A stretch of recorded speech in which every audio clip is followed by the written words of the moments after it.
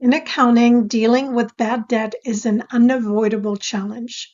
When you extend credit to customers, there's always a risk that some customers won't pay. And whether the business is small or large, understanding how to manage uncollectible accounts is important to protecting the business's financial health.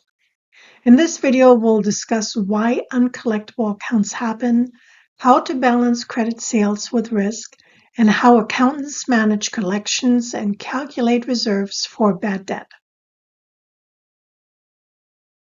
Simply put, uncollectible accounts are debts that the business thinks it may not collect. For instance, you've sold goods or services to a customer on credit, but now the customer can't or won't pay. Why does this happen? Well, sometimes customers go bankrupt or there's a larger economic downturn. Or another reason might be that the business is not managing the credit risk wisely and is extending credit to customers who won't pay. Sometimes it's because the customer's financial situation takes a turn for the worse, or there is perhaps an unresolved dispute over the goods or services that were delivered.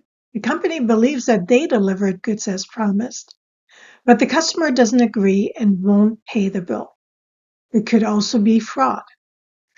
The key takeaway here is that uncollectible accounts are often beyond our control, but we need to plan for them. So what do we do when we know we might not get paid? First, let's talk about the balancing act here that every business has to consider. On the one hand, offering credit can lead to sales growth. If you don't give credit, you might miss out on customers who don't have the cash up front. But here's the catch. The more credit you extend, the greater the risk of not getting paid back. So it's all about finding a balance, offering enough credit to drive sales without exposing yourself to too much risk. Imagine a business trying to grow its customer base, but also not wanting to get burned by risky customers. How do we navigate this? Well, that's where credit policies come into play. Once the debt is outstanding, it's all about managing the collections process. First, communication is key. You need to keep customers informed about what they owe and when. If payments aren't made on time, it's best to contact them early on and remind them before it becomes a bigger problem. One company I worked for a few years back had a process where they contacted the customer by email a few days after the invoice was sent to check that the customer had everything they needed to pay the invoice when it was due. That process worked well for them, and customers basically committed to paying on time. You should have an escalation process, though, because you don't want to jump straight into collections too soon, but you also need to have a clear path if things get out of hand. Oh, and here's a tip that might produce faster customer payments. Offer early payment discounts. A little incentive goes a long way in getting people to pay faster. Most accounting ERP systems have an accounts receivable note section where the person who is contacting the customer keeps a record of the date of contact, discussion notes, and results. I like the electronic notes and the ability to put the customer account on hold in the ERP or CRM with the authorized employees being able to see the notes related to the customers as well so that everyone is informed and on the same page. So what role do accountants play in all of this? A big one. Accountants need to assess credit risk before extending credit. This means reviewing a customer's credit history to understand how risky they are. Credit policies differ from one company to the next and one industry to another.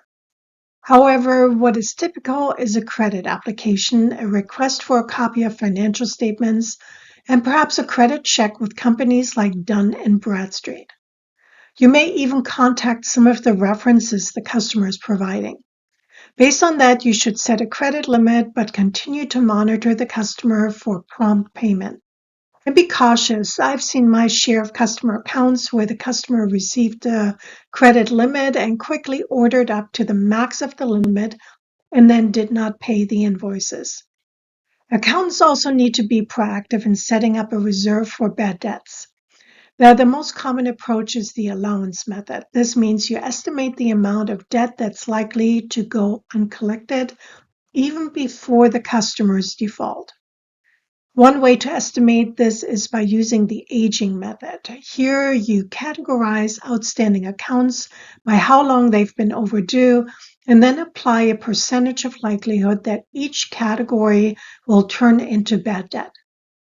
For example, accounts that are just 30 days overdue may have a lower likelihood of being uncollected than accounts overdue by 90 days. Based on this, you can set aside a reserve for bad debts accordingly. The important part is to adjust the allowance account regularly, as more overdue accounts might accumulate, and you might need to make changes to your estimation. This is essential for making sure your financial statements reflect a true picture of your company's assets. Let's look at an example. In this example, Samsung Company had net credit sales of $960,000. Experience shows that 0.5% of the firm's net credit sales result in uncollectible accounts. Our calculation for our reserve for uncollectible accounts would be the amount of the credit sales, 960,000, times the percent that is deemed uncollectible, in this case 0.5%. So we end up with $4,800 in reserves for uncollectible accounts. We record the journal entry by debiting the uncollectible accounts expense for $4,800 and crediting the allowance for doubtful accounts for $4,800. The uncollectible accounts expense is an income statement account, and the allowance for doubtful accounts is a contra asset account on the balance sheet. Accountants use a contra asset account when they still want to see the full balance, in this case the accounts receivable account, but also want to see how much is deemed not collectible. Here's another example that's more complicated. Samsung Company has total accounts receivable as of 12/31/2024 of $1,512,698. The balance consists of invoices that are 0 to 30 days past due, $1,294,111, 31 to 60 days past due, $150K, 61 to 90 days past due, $36,587, and 91 days and older, $32,000. You would get this type of information from the accounting system by running the AR aging report.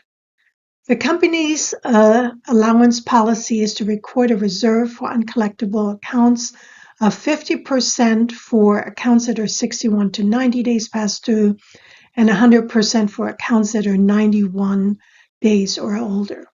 This is just an example. In my experience, many companies only reserve 100% on accounts that are over 90 days past due, whereas others reserve 100% on accounts that are over 60 days past due. In our example here, the calculation for the reserve consists of multiplying first the 61 to 90 day receivables by 50% and then the over 90 day receivables by 100% for a grand total of $50,293.50, which we record as a reserve for uncollectible accounts by debiting the uncollectible accounts expense and crediting the allowance for doubtful accounts for $50,293.50. To summarize, managing uncollectible accounts isn't just about avoiding bad debt. It's about protecting your business's financial health and cash flow. If your uncollected debts start piling up, it can seriously affect your ability to operate. But you also have to consider your customer relationships.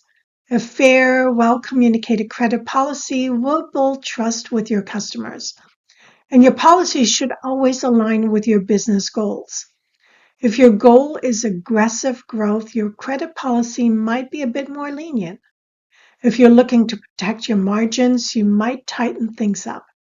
There's no one size fits all, and that's why it's so important to constantly evaluate your strategy.